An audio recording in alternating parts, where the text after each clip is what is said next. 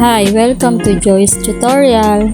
Ngayon naman ang ituturo ko sa inyo ay kung paano ang pagbabayad ng PhilHealth sa online through GCash.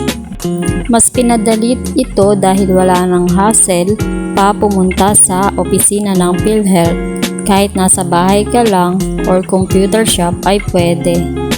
Basta't may laman ang iyong GCash, pwede mo nang hulugan ang iyong monthly contribution.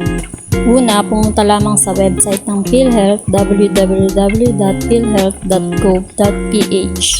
Pindutin ang register or login sa member portal. Pwede nyo itong gawin sa cellphone or sa PC.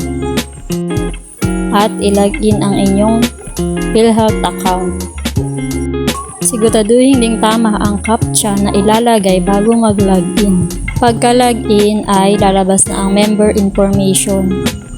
Tapos, punta tayo sa payment management.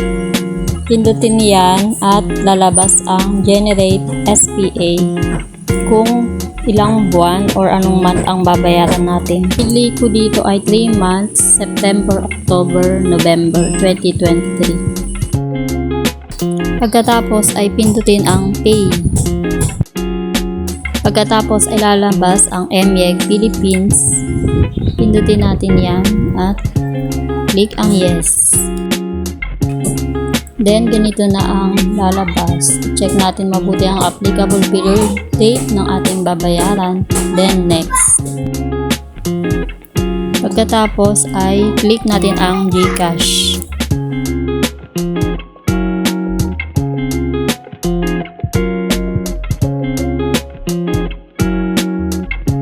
At i-scroll natin sa baba, click naman ang proceed.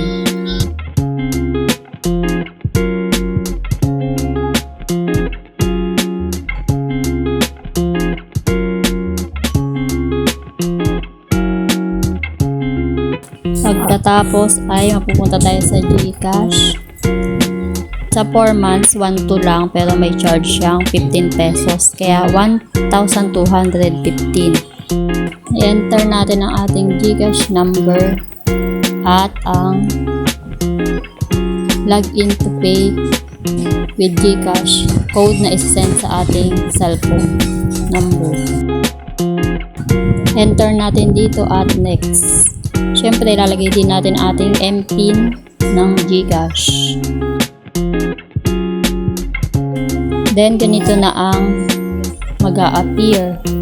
Punta tayo sa baba, click ang pay the amount, 1,215. Pagkatapos, i-click ang proceed.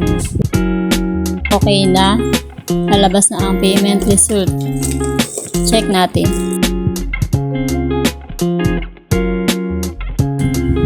At ganito ulit mag-generate ng SPA. Ulitin natin. Month of December naman ang aking ipapakita. Select 1 month at piliin ang month of December. At makikita mo na sa applicable period, December 1, 2023, 400 pesos. Then next. May convenience fee din na 15 pesos kaya bali 415. By GCash din, itatext sa inyo ang code, i-enter at ganito ang lalabas. Click natin sa baba ang proceed. Yan.